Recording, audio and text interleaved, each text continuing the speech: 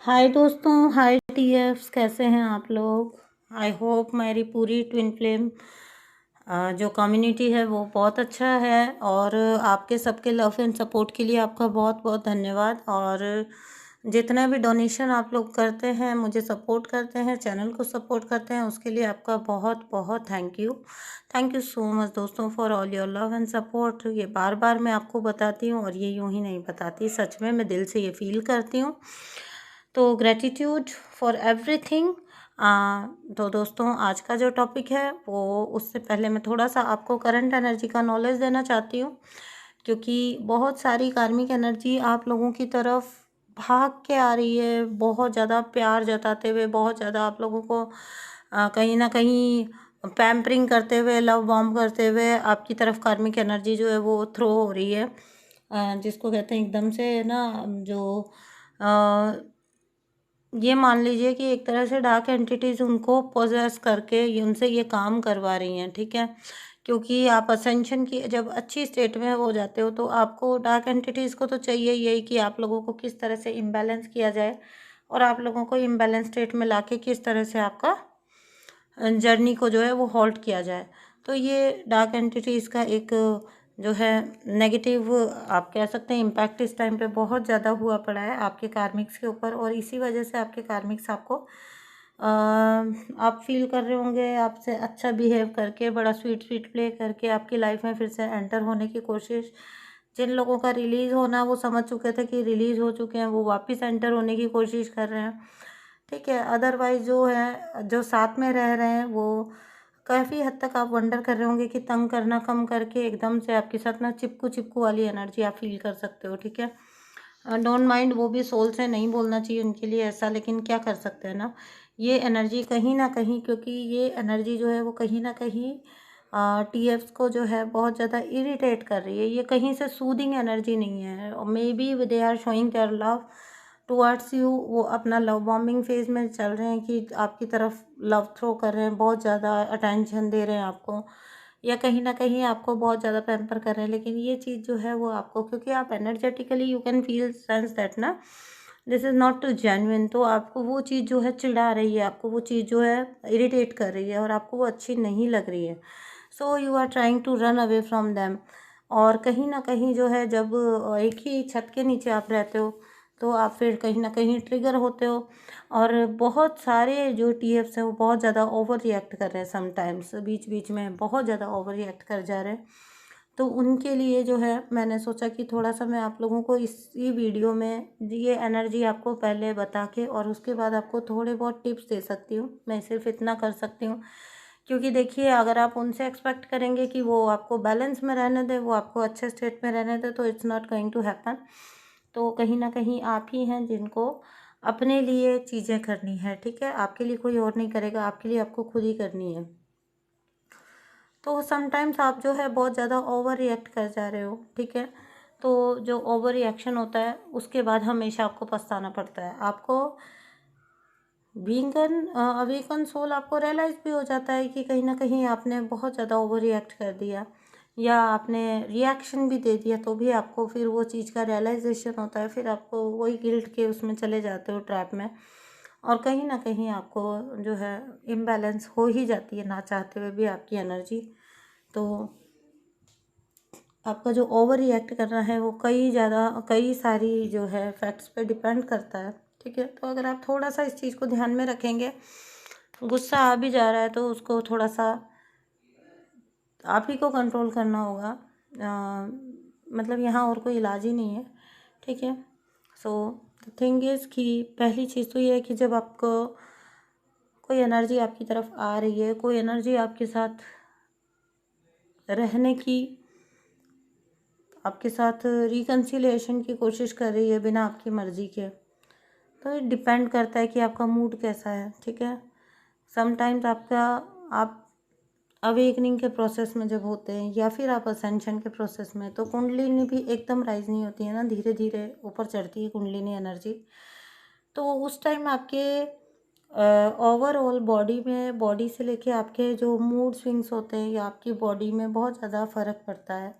बहुत ज़्यादा जो है अप्स एंड डाउन्स होते हैं आपके।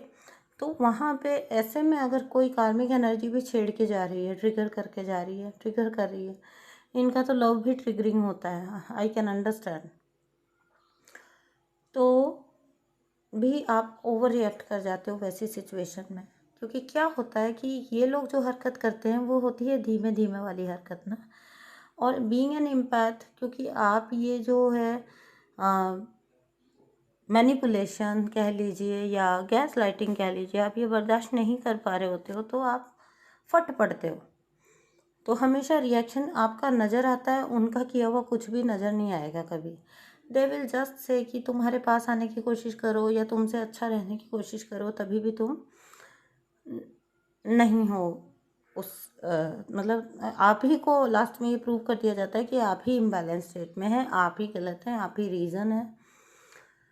एंड कोई भी नहीं समझ पाता है कि आप क्यों आपका आउटबर्स्ट निकला। ठीक है, तो यहाँ पे तो यही टिप बनती है आप लोगों के लिए कि थोड़ा सा उस टाइम पे सिचुएशन को समझिए और अपने आप को जो है उसी अकॉर्डिंगली आप उसको चीज़ को हैंडल करिए। ठीक है, और किसी भी और एनर्जी से ये एक्सपेक्ट मत करिए क्योंकि कि वो आपकी जर्नी को जो है वो चलाएंगे, क्योंकि आपकी जर्नी आप ही को चलानी है, बैलेंस आपका आप ही को मेंटेन करना है। So never expect from others. ठीक है, तो जब कुंडलिनी एनर्जी आपकी राइज हो रही होती है या होती है, तभी भी आपको काफ़ी फ्रस्ट्रेशन, समटाइम्स आप फ्रस्ट्रेटेड रहते हो, समटाइम्स रनर की हरकतों की वजह से आप फ्रस्ट्रेटेड होते हो, और वैसे में आपको आपके आसपास कार्मिक्स भी ट्रिगर करके जा रहे होते हैं, तो वहाँ पे आपको ही अपना बैलेंस मेंटेन रखना है। ठीक है, अच्छा एक सिचुएशन होती है कि आप जब रिएक्ट कर जाते हो, वो ये भी होती है कि जब आप कुछ चीज़ों को जो है आप एक्सप्रेसिव नहीं हो। ठीक है, आप अपनी चीज़ें एक्सप्रेस नहीं कर पाए, और कुछ चीज़ें ऐसी हैं जो आपके अंदर दबी पड़ी हैं, और वो चीज़ें जो है ना वो आपके अंदर दबे दबे एक ब्लॉक या फ्रस्ट्रेशन का रूप ले लेती हैं। ठीक है, तो बात कोई और होती है और गुस्सा कहीं और फट पड़ता है, आपका रिएक्शन कहीं और निकल के आ जाता है, समटाइम्स ऐसा भी होता है। ठीक है, तो यहाँ पे भी आपको जो है अपने आप को संभालना है। समझ गए आप मेरी बात? जब आप कोई चीज़ों को दबा के रखते हैं अपने अंदर और आप ऐसी मजबूरी में हैं कि आप अपने आप को मजबूर पाते हो कि आप एक्सप्रेस नहीं कर सकते हो, तो वो एक फ्रस्ट्रेशन बिल्डअप हो जाती है आपके अंदर, और फिर वो एक ना एक दिन फटती है। और ऐसे जो ये वाली जो सिचुएशन मैं आपको बता रही हूँ, इसमें याद रखिए कि माइंडेड की किसी और बात का गुस्सा किसी और पे निकल जाता है। तो यहाँ पे भी आप ही को केयरफुल रहने की ज़रूरत है, अदरवाइज़ आपकी वाइब्रेशन पूरी तरह हिल जाएगी, नुकसान आप ही का है, अल्टीमेट लॉस हमेशा आप ही का होना है। ठीक है,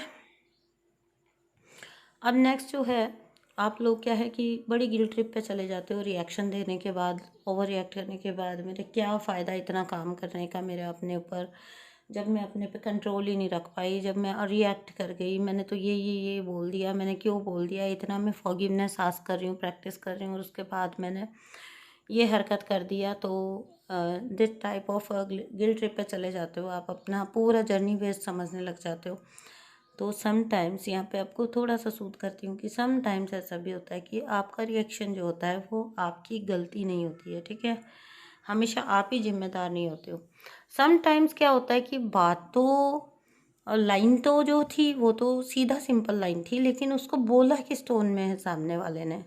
ठीक है, वो किस टोन में बोली गई है वो लाइन, वो बात। ठीक है, समटाइम्स ऐसा होता है कि वो जान के आपको ट्रिगर करने के लिए वैसे ही टोन में ये बात बोलते हैं कि आप ट्रिगर हो जाओ, आपका रिएक्शन निकल के आए।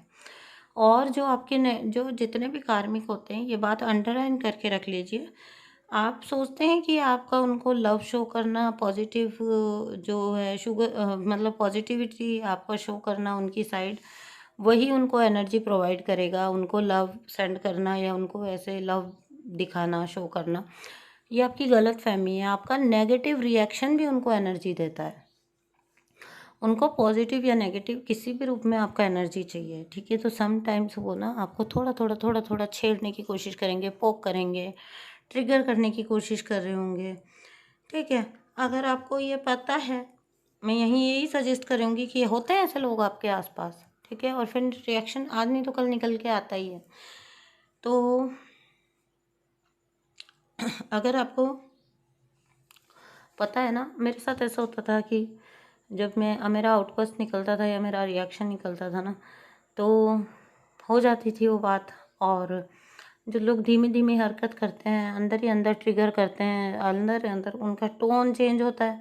मैंने तो सिर्फ़ इतना ही बोला था, अरे आपने बोला किस टोन में था वो मैटर करता है ना, वो तो मुझे समझ आ रहा है ना एनर्जेटिकली।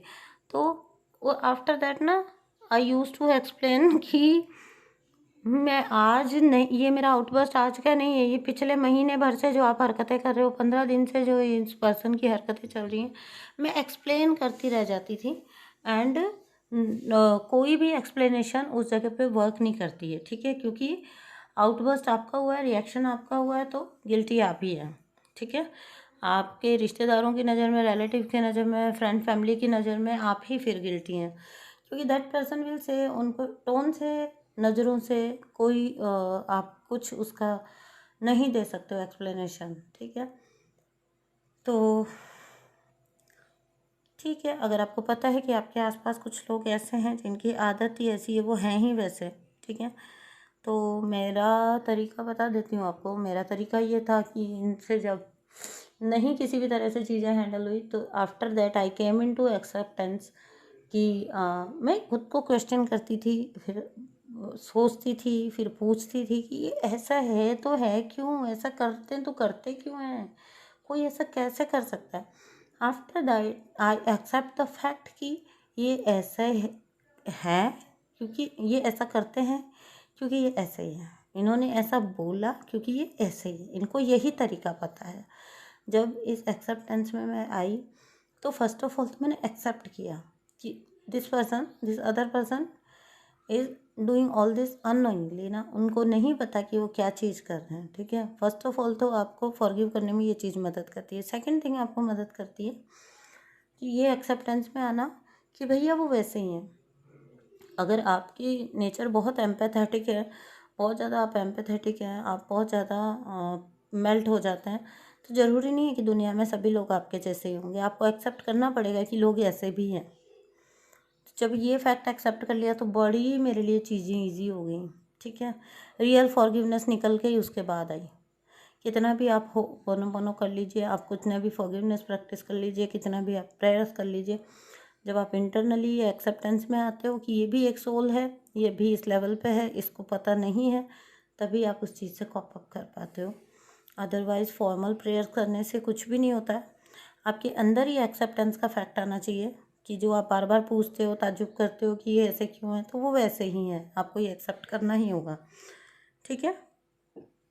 अब यहाँ पे जब ऐसा कुछ सिचुएशन होता है, जिनकी आदत ऐसी ही है लोगों की, तो अब यहाँ पे आप क्या करेंगे, आप थोड़ा सा अपना कंट्रोल मेंटेन करें, आप अपने आप को मैच्योर सोल समझें, आप अपने आप को मैच्योर पर्सन समझें, ठीक है। एक 2-3 साल का बच्चा समझें सामने वाले को, आप उसके साथ चाहे वो 60 ईयर्स का है, 60 ईयर्स ओल्ड है, चाहे वो 40 ईयर्स ओल्ड है, आप उसको एक 2 साल 3 साल का बच्चा समझें। अब आप सोच के देखें कि क्या एक 2-3 साल का बच्चा जब जिद लगाता है आपके साथ कुछ भी, मतलब आपको थोड़ा सा भी ऊपर नीचे बिहेव करता है, तो फिर आप क्या उसके साथ बहस करते हैं? नहीं करते ना। समटाइम्स आप बहुत परेशान हो रहे होते हैं, 2-3 साल का बच्चा आपकी नाक में दम कर देता है, लेकिन आप क्या कर सकते हैं वहाँ? वहाँ बहस नहीं कर सकते आप। इनको 2-3 साल का बच्चा समझिए। बिलीव मी, ये आप बिल्कुल अपने पल्ले में गांठ से बांध लीजिए लिख के कि आप इनको नहीं सुधार सकते। सबसे बड़ी गलती जो आप कर रहे होते हैं ना, वो सबसे बड़ी गलती यही कर रहे होते हैं कि आप बार बार इनको करके समझाने सुधारने जाते हैं, और ये कभी भी वर्क नहीं करता है। द ओनली, ये बार बार मैं अपने वीडियोज़ में कहती हूँ, the only person you can work on is your self. आप अपने ऊपर वर्क कर सकते हो और किसी पे भी वर्क नहीं कर सकते। आप अपने टेंडेंसीज चेंज कर सकते हो, किसी और के टेंडेंसीज चेंज नहीं कर सकते। चाह के भी नहीं कर सकते, समझा के भी नहीं कर सकते, उनको दिखा के भी नहीं कर सकते कि देखो देखो देखो देखो तुमने जो किया उसका परिणाम ये है। उन्हें नहीं दिखने वाला। जब तक उन्हें नहीं दिखने वाला, उन्हें नहीं दिखने वाला। ओके, एक तो जब आपकी अवेकनिंग हो गई ना, सबसे बड़ी गलती जो आप लोग कर रहे होते हैं, आप अवेकन हो गए, अब आपको सबकी अवेकनिंग करानी है। ये सबसे बड़ी दुनिया में गलती है जो आप लोग करते हैं, ठीक है। तो खुद को समझाएं, ऐसी स्थिति में खुद का कंट्रोल मेंटेन रखें अपना, और खुद को समझाएं कि लेट देम बी, वो ऐसे ही हैं, उनको ऐसे ही रहने दो, ठीक है। आप स्मार्ट बनिए, उनको तो ऐसे ही रहने दीजिए, आप स्मार्ट बनिए, आप स्मार्टली हैंडल करिए, ठीक है। और किसी भी रूप में उनकी गलती को अपनी गलती मत बनने दो, ठीक है। क्योंकि मेरे घर में ऐसे ही होता था हमेशा, या मेरी सिचुएशन में ऐसे ही होता था कि गलती सामने वाले की होती थी, पता नहीं कैसे वो घूम घाम के जब उसका कंक्लूज़न निकलने को आता था तो वो गलती मेरी प्रूव हो जाती थी, और मैं बस देखती रह जाती थी कि ये क्या हुआ, ये कैसे हुआ। ठीक है, तो दूसरे की गलती को रिएक्ट करके अपनी गलती मत बनने दीजिए, ठीक है दोस्तों। Thank you so much for listening to me. अपना ध्यान रखिए, अपनी वाइब्रेशन का ध्यान रखिए, और अपने आप को खूब सारा प्यार करो और सेल्फ लव करो, और मस्ती में रहो, मस्त रहो, ठीक है, मस्त रहा करो। ओके दोस्तों, bye, thank you so much.